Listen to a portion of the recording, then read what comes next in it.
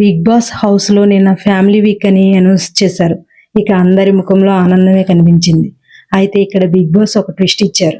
Game ఆడి కుటుంబ సభ్యులతో ఎంత టైం ఉండాలో ఆ టైంని గెలుచుకోవాల్సి ఉంటుంది. ఇక్కడ సంజన గారు నాకు అవకాశం ఇవ్వండి బిగ్ బాస్ అని బ్రతిమలాడతారు.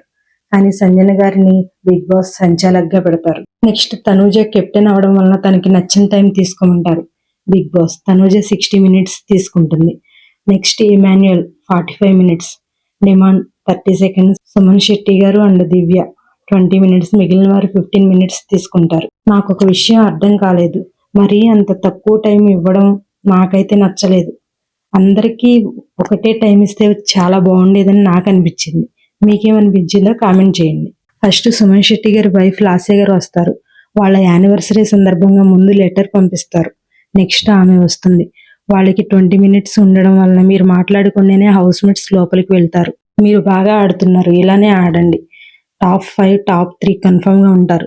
ఇలానే ఆడండి, అందరూ మీరు బాగా ఆడుతున్నారు అంటున్నారు. సంజన గారితో ఇబ్బంది, ఇక వదిలేయమంటుంది. తనూజతో ఎక్కువ క్లోజ్గా ఉండకండి, ఏమైనా నెగిటివ్ అవుతుందా అని సుమన్ గారు అంటారు.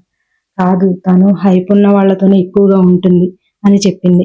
ఇక్కడ తనూజ సుమన్ శెట్టి గారితో కొంచెం ఎక్కువగా ఉండడం, ముద్దుగా మాట్లాడడం వాళ్ళకి నచ్చకపోయి ఉండొచ్చు. నెక్స్ట్ తనూజ అక్క కూతురు అండ్ చెల్లి పూజ వస్తారు. తనూజ వాళ్ళ చెల్లి పూజ చాలా చక్కగా చెప్పింది తనూజకి. ఇరిటేట్ అవ్వకు, ఎక్కువగా ఏడవకు, నీకు హౌస్లో బయట అందరి సపోర్ట్ ఉంది. నువ్వు ఏడవడం వలన అమ్మని మేనేజ్ చేయడం చాలా కష్టంగా ఉంది. నువ్వు ఒక్కరోజు ఏడిస్తే అమ్మ 2 రోజులు ఏడుస్తుంది.